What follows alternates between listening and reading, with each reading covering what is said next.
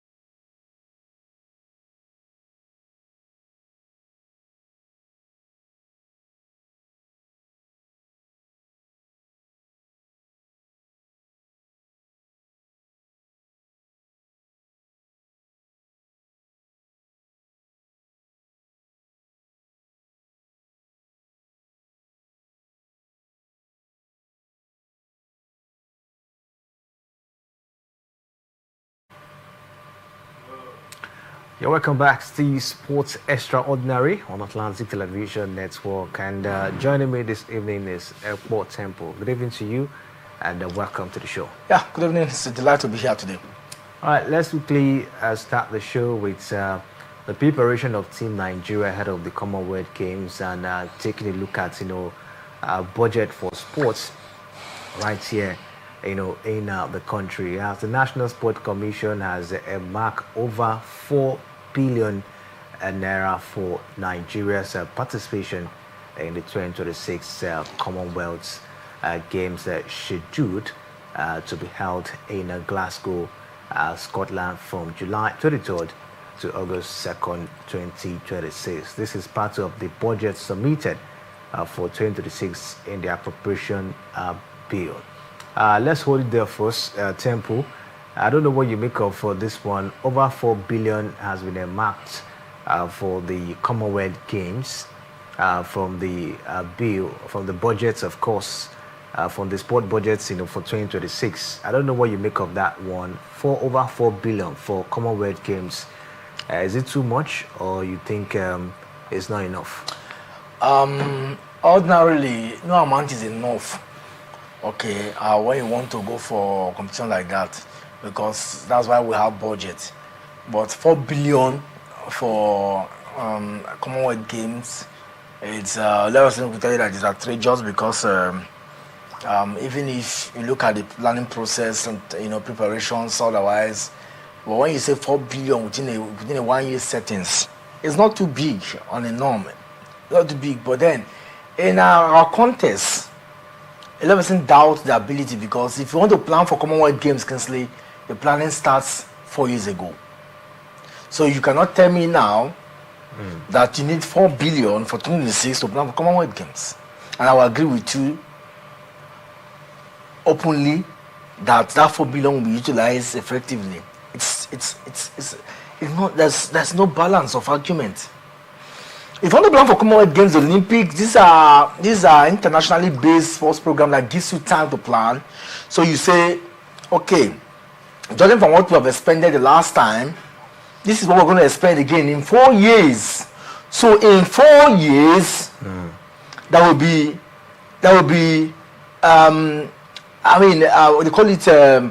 they call it proportional preparations. So in 2020, the last time they had, I think it was in Birmingham. Oh, who said last time? So in Birmingham, this was what was done.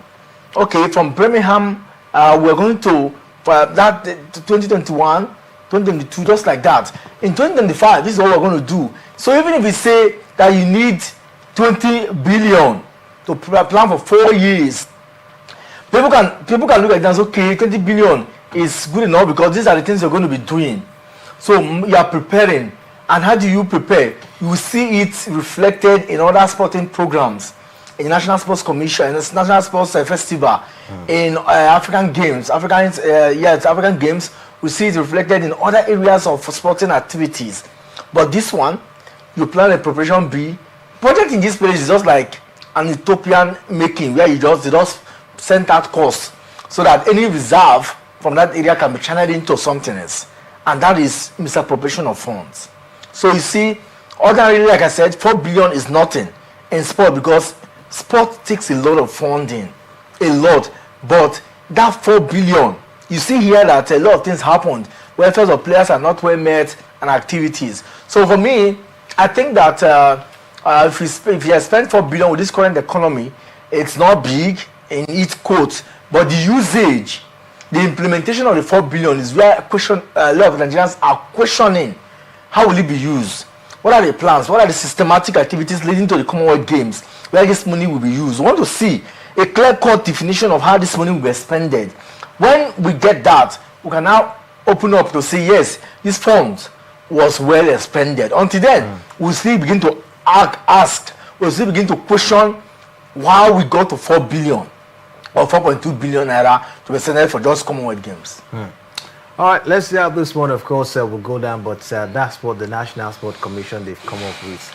And we look forward to see if this will be approved at the end of the day. Now, President Bola Tinubu had presented 58.18 trillion budget of restoration to a joint section of the National Assembly and had almost triple budgetary allocation to sport from the 7 to 8 billion allocated to 2035 to a whopping over 200 billion in 2026 budgets. Now, the National Sport Commission, Malam Shehu Diko, opines that the money will be used to prepare the athletes, pay training grounds to elite athletes and other logistics for Team Nigeria to have a successful outing in Glasgow, Scotland. Towards the 2028 Olympic Games in Los Angeles, the National Sport Commission plans to spend over 5 billion to intensify preparations, while participation in the 2026 Winter Olympic Games in Italy is expected to cost a whopping 1 billion naira. Nigeria's participation at the just concluded 2025 African Cup of Nations and the upcoming 2026 Women's African Cup of Nations and other FIFA tournaments for the men's and women's national teams will cost the National Sport Commission over 14 billion naira, and the Maribon Moshood Abiola National Stadium Abuja will got the sum of over 24 billion naira for innovation and upgrade, and that's that caused my attention as well. Temple. I don't know what you make of it. The national sports, the Abuja Stadium, always the issue of innovation, renovation. But at the end of the day, the stadium, do not be in a very good, states. Now they've marked over 24 billion to renovate the stadium. What do you make of the way the Sport Ministry or the National Sport Commission at this point in time have handled that Abuja Stadium? For the Abuja own, I think that a lot of persons are almost every year these things. And the issue of maintenance is a recurrent expenditure. It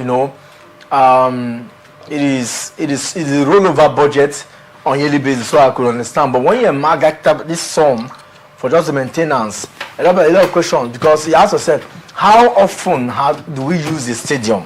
If it's a place where activities are ongoing, like the Mobile Johnson Arena, and you want to be maintaining it, a lot of person will not have the issue. But it is a stadium where you use it once in a while. The Super Eagles don't even stay there anymore. So that's where the challenge is. If you, instead of spending, because if I come out on national television to say that the funds utilized is not that they are question the funds, I might be wrong. But the thing is, do we have a pattern of usage where the value of what you are spending on can be well calculated? What I mean is, look at the Akwa Ibom International Stadium. You know that activities are ongoing there.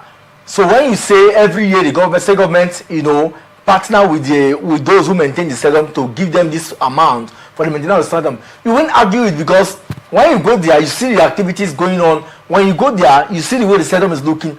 Ask yourself, how do we use the National Stadium, Moshood Abiola Stadium in Abuja, and why this expenditure?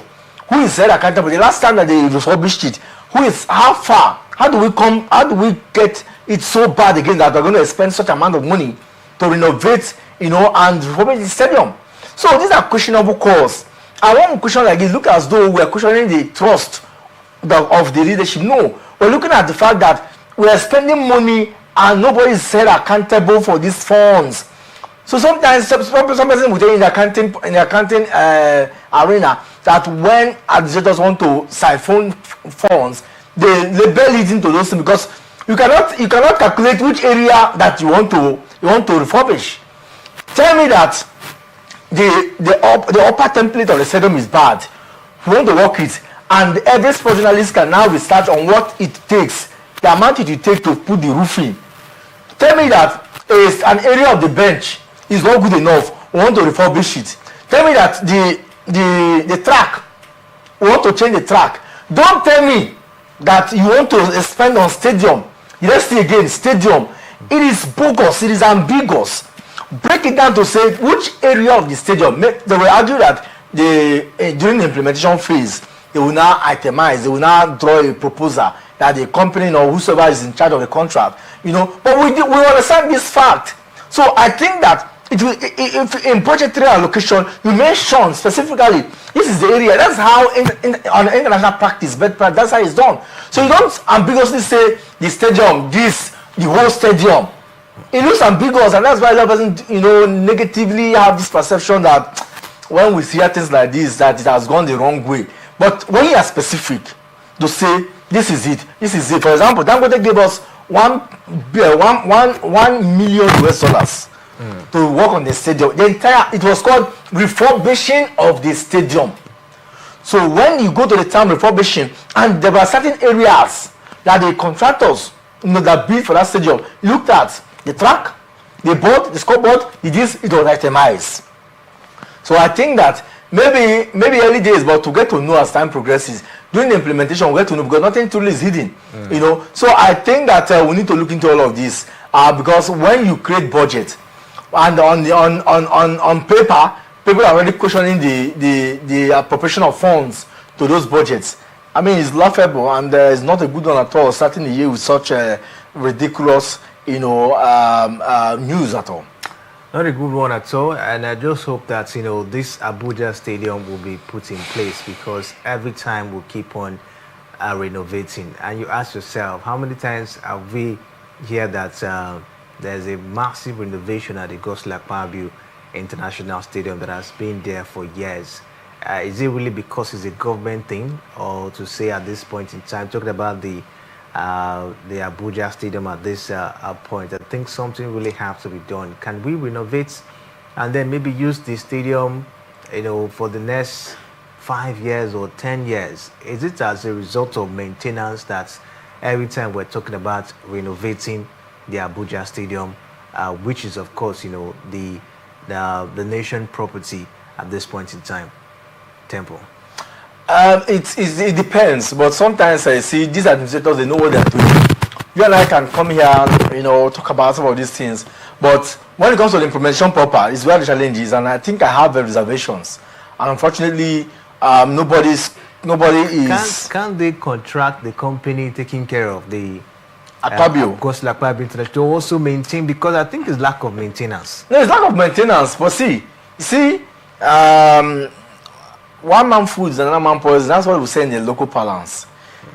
Somebody eats from what the system is seeing. That's why it will not change. That's the thing. Yeah. Otherwise, if you want to do something, you contract it out, and leave it out, and then have a partnership where as a company that maintains. But the moment a company gets it, the company have what we call trust personality, and they want to be very open in their dealings with Nigerians. So, in terms of transparency, they will also want to express, this is how much we have gotten this year, this is what we have done, and people want to see for the sake of their trust and their viability.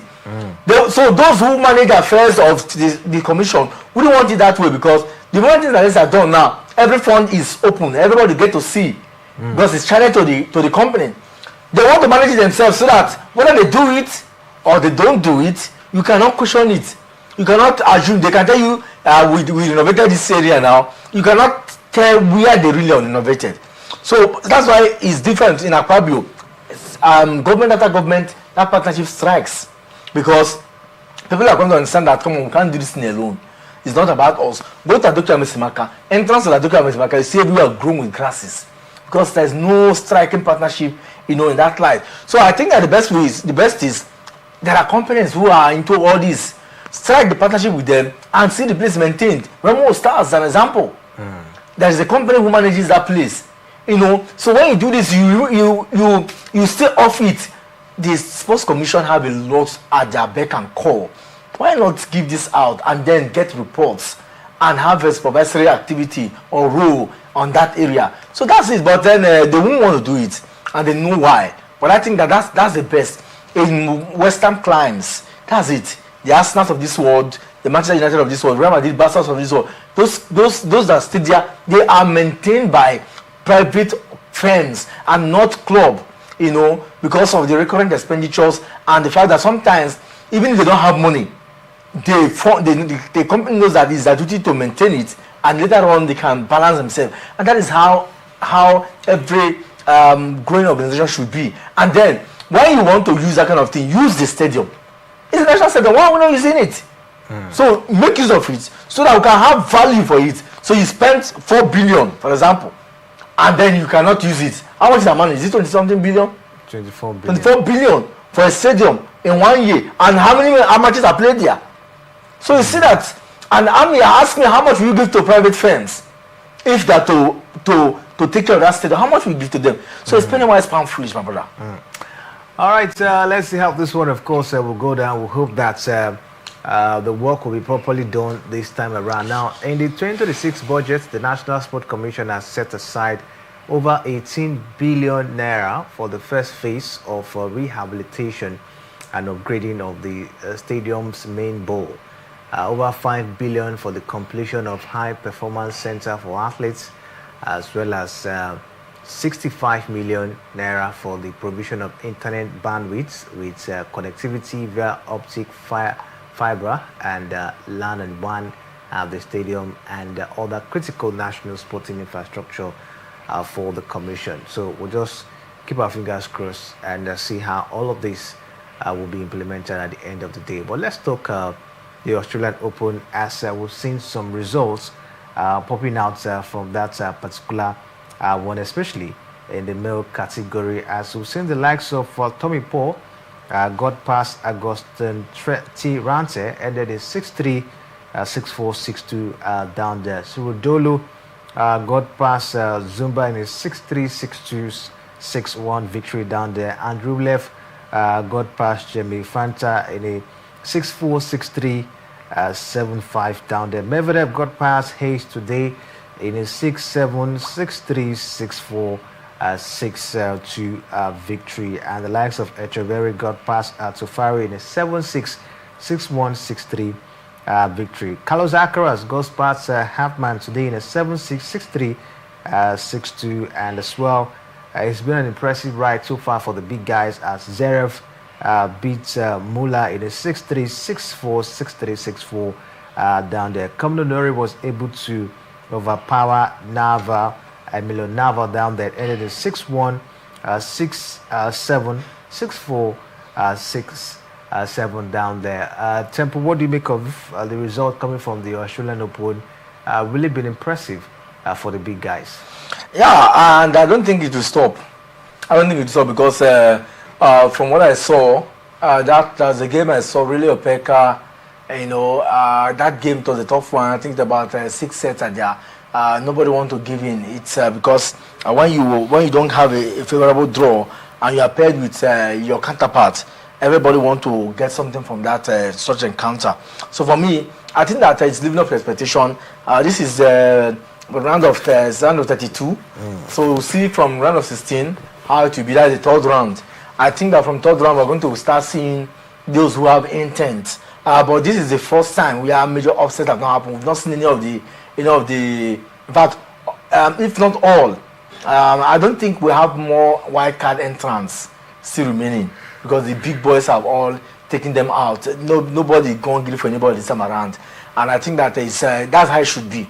The Australian Open preparations, a lot of people skipped certain tournament from October, November. They skipped certain tournament just to prepare for the Australian Open because it's the first Grand Slam of the year, and people want to show their strength. That's why it's also very unpredictable.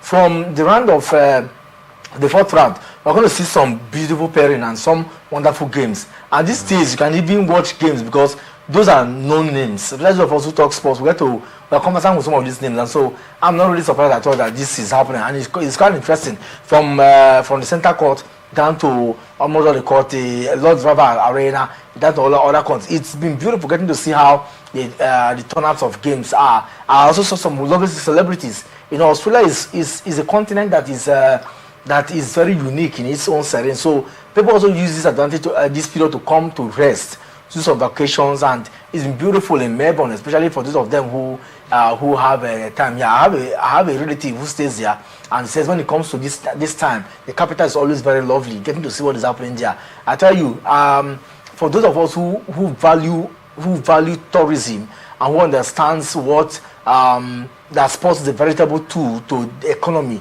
this is what is happening in Melbourne, and that's added to the economy of the Australian government. Unfortunately, here in our divide, we're here to look at these things as things that are very important.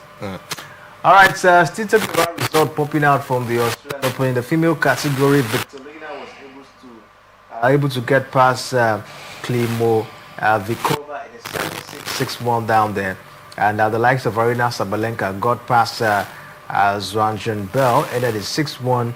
6-3, 6-1 down there for Arina Sabalenka.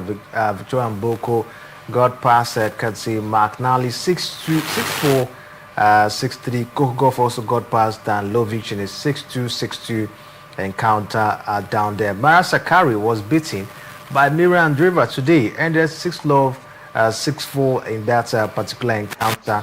And of course, we saw the likes of Emma Raducanu being taken out in this one by Potapova 7-6, 6-2. The struggle continues for Emma Raducanu this season in Temple. Yeah, struggle continues for her, and I think that it's not a good one at all. I had expected that she would have it a little bit, the way she had prepared. She went on. She started her year end very early just to prepare for the Australian Open, and unfortunately, when you meet your match can be very dicey. For me, I think that she didn't display very well. The first one was the tie break, and then she lost 6-2. That tells you that somehow it wasn't. She was not at the best of her form. Otherwise, I would have expected after the tie break, 7-6 ended in that one, and maybe she would have been able to, pull one out. If she had gotten one the other one, maybe it would have gone to top set and anything would have happened. Unfortunately, she's still recovering from her, from her fairy tale the last time. But I mean, you never can tell. It happens. She's just one of the big names. I call her big name because it's not easy at her age to have won the Grand Slam. But they hope that she can even do more subsequently. All right, let's see how it goes for Emma Raducanu, but a very, very disappointing one that she was dusted out at this stage of the competition. We'll take a break. When we'll return, we'll bring you the latest revolving round the beautiful world of football. Stay with us. We'll be right back.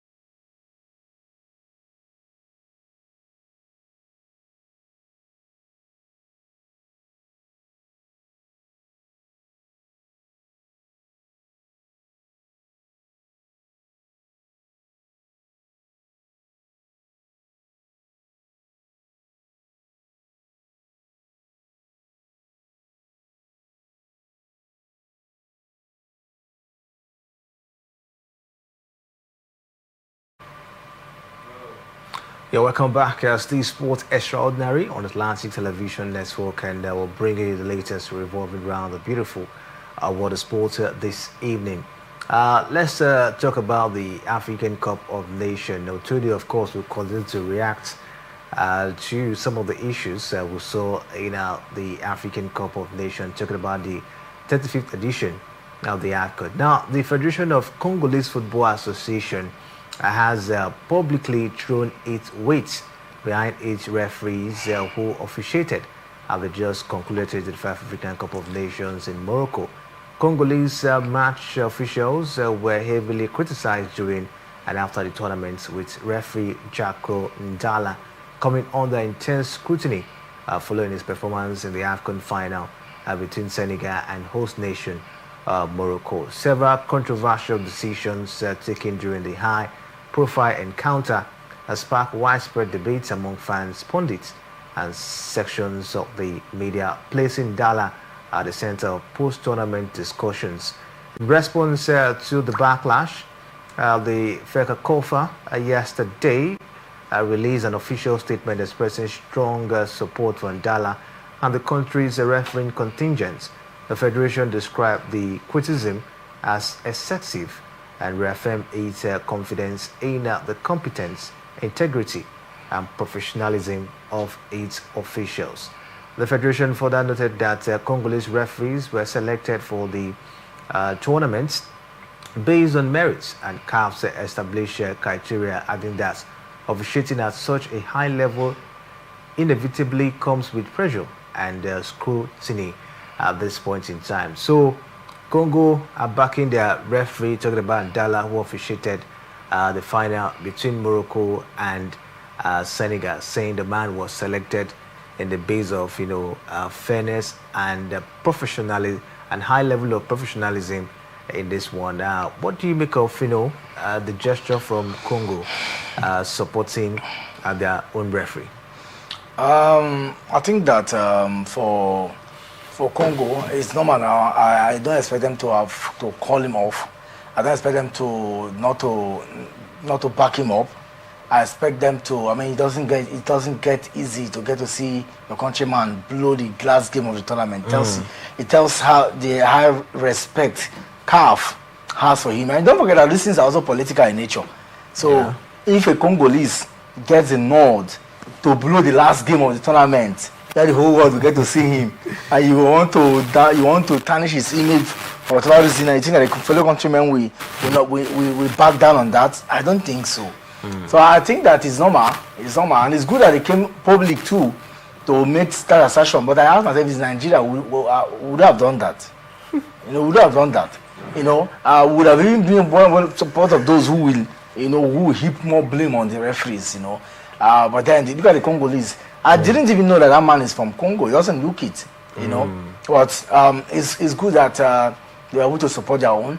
It tells that when privileges are coming like this, you stand tall for your own. Either we will petition, who will be the first to petition, who will be the first to write letters to CAF condemning why this our referee is not good enough, what he has done wrong. But we'll give CAF the things that they did not see in VAR. Who will be the one that will, come on. But look at this is an example. But I think that is what is necessary. CAF and FIFA reserve the right to discipline referees if they err. Or if they differ in the code of conduct. So we can only speculate. We cannot make final judgment for CAF. And CAF too, whatever that happens, whatever they do to that referee will undermine the integrity that people have for them. So they too are very careful. So whether it's human error, that transpired, CAF will take sole responsibility for that because it is a referee. And I think that they wouldn't want to openly do that. The only thing that they will do, if they feel that the man has done wrong, is to retrieve certain privileges that is due him in subsequent time. And that is, they will not come out open to say that final, because whatever they say will becomes, it tarnish the image and integrity, of the system. And you talk about Nigeria. The last time Nigerian referee, officiated at the African Cup of Nations tournaments was in 2006. That's about 19 years ago. His name is Emmanuel Imere. He took charge of a group stage game between Zambia and Guinea during the 2006 edition of the African Cup of Nations held in Egypt. Since then, Nigeria has consistently failed to make a CAF referee roster at this point in time. If a country like Congo is able to produce a referee that could officiate a final of the African Cup of Nations, why is it difficult for Nigeria to produce a referee, for the past 19 years now, at the African Cup of Nations? I think it's about our system. The last time out, when Nigeria did apply to say, I mean, people are talking about us and that how it's unfair. You know, they did a writ of petition after the CAF brought out names of those that were competing there. And no referee, no Nigerian referee, except for one man who is going to be a linesman. You know, they said that we do not practice VAR. That was why, you know. Congo, did they practice VAR in their league? You know, so that. No, these are the question we asked. That we do not practice VAR. So Ghana, did they practice VAR in their league? So that's why we do not have this thing. But I ask myself a lot of questions. How do you justify? How do you determine the referees at the top level?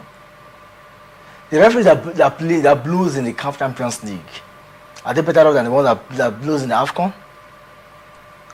So how do you justify them?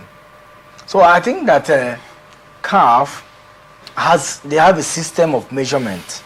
They measure there is an indices where they measure the performance of referees, and I think that maybe they are just holding strictly to that. But regardless, I still feel that we must rise to the occasion, having a credible system that is transparent and trustworthy, and that's devoid of malpractice, and that its integrity can speak for itself.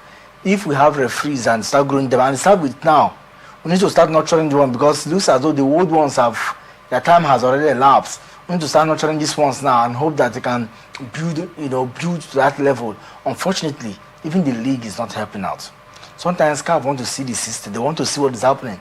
So we need to build a viable league where we can hold on. Today now, across centers, we're going to have not less than 10 referees across centers in the Nigerian Women League. On weekends, we're going to have 10 referees across centers. You know, that's just like that. So I ask myself, with all this manpower resource and this encouragement coming from the partnership of MPFL and their sponsors, why are we not having, or the NLC, or maybe NLC, why are we not having a better referee system? I still think that there are internal issues that we need to solve. It's a systemic thing. When we get the system right, everything will just flow naturally. All right, let's see how it goes. We pray that Nigeria will be able to produce a referee, maybe in the next edition of the African Cup of Nations, and that comes up, of course, next year, which is 2027. Away from that, let's bring you the latest from the UEFA Champions League, as Norwegian debutants Bodo Glimt claimed one of the biggest upsets in the Champions League history by stunning Premier League Manchester City 3-1 in the code of the Arctic City. Temple, did you see that coming? Bodo Glimt beating Manchester City 3-1 in that encounter. I didn't see that coming. At first, I said, when I saw the scoreline and in a platform I belong, I saw the way people were asking, is it Manchester City? I went to a particular online channel to get to see if truly what I'm seeing is what is happening. Well, I couldn't believe my eye, and I discovered that it's true. I had to turn on my TV, to be sure that what I'm seeing, because the scoreline at that time I checked was 3-1 already. So I said, I couldn't have, maybe they used a B team. So I said, okay, let me just check and see, and it's quite funny, but I think that it's just one of the bad days. One of the bad days for City. But one of the bad days after being beaten by Manchester United. No, but you look at the fact that the way they played that game too, I think tactically the guys their morale were very low. They were not pushy. The City I know have a very, very raw fighting spirit. That fighting spirit was disappeared. We didn't see it at all, and a whole lot. So I think that if you put all of this together, it just tells one thing, that City have a lot to do.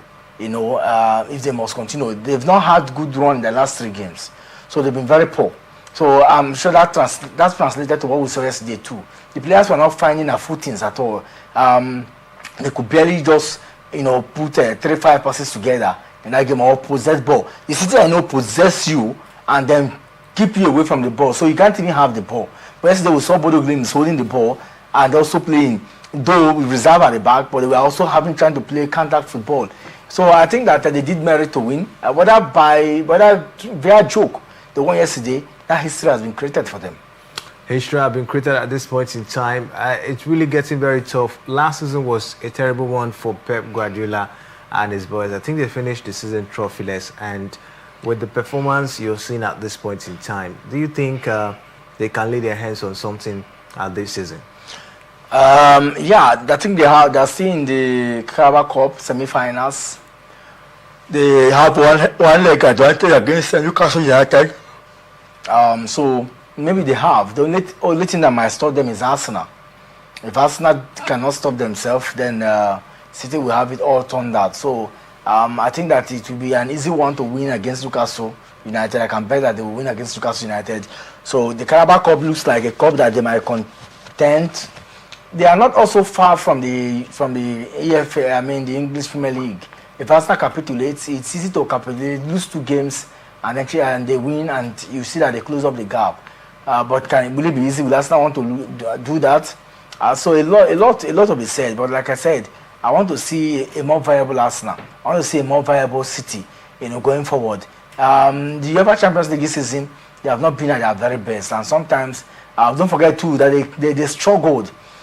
Maybe let's say November, December, they started pulling their feet, but City have had their worst struggle coming into this year. At some point that Pep Guardiola was asking, where is this problem coming from? So that struggle since last season continues again, but somehow we'll see how they can go. But I tell you, it won't be business as usual.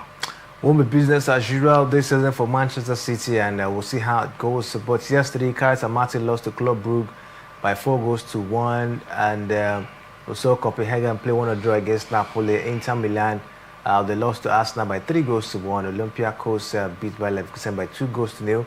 Real Madrid beat Monaco by 6-1. Sporting Lisbon beat Paris Saint-Germain by 2-1, and Tottenham Hotspur beat Borussia Dortmund by 2-0. Villarreal lost to Ajax by 2-1 as well yesterday. Today we'll see Galatasaray against Atletico Madrid. Gala have been waiting for their key man to return, Osimhen, and it's going to be a tonight's encounter. Do you see him, continuing from where he stopped from the African Cup of Nations? It depends. He didn't play the last game because of injury, and I think that they arrested him so that he can regain his self. Whether he's going to play today is what I am here to see. But I tell you, it won't be an easy one at all. I just hope that they were able to find their footing. He can also inspire the team. But it will be fun to get to see him in the colours of Galatasaray because the fans really have missed him.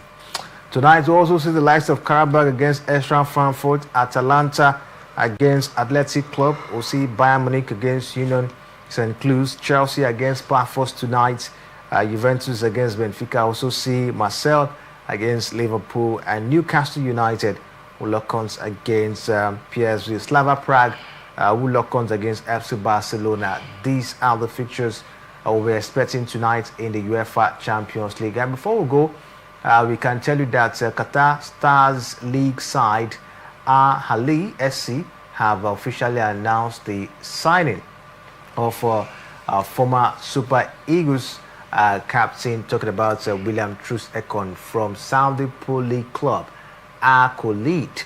William Troost-Ekong, of course, has gotten another deal with Al Ahly SC down there in Saudi Arabia. I think it's been a bit of a rosy one for Ekong since he got down to the Saudi League. Yeah, it's been, and I think that he can continue his professional football until whenever he wants to retire from football entirely. Let's see how far this new club, the good tidings it will bring to him, and of course, many more to come. All right, at this point, to call it to wrap up the show, special thanks to Temple for doing justice on the show this evening. We're back tomorrow 7 a.m. for Sports Talk. Do want to join us as it promises to be another exciting time talking sports on Atlantic Television Network. But you can go down to our different social media handle, Facebook, YouTube, Instagram, X. The conversation continues right there. My name is Kingsley Manuel. Thanks for watching.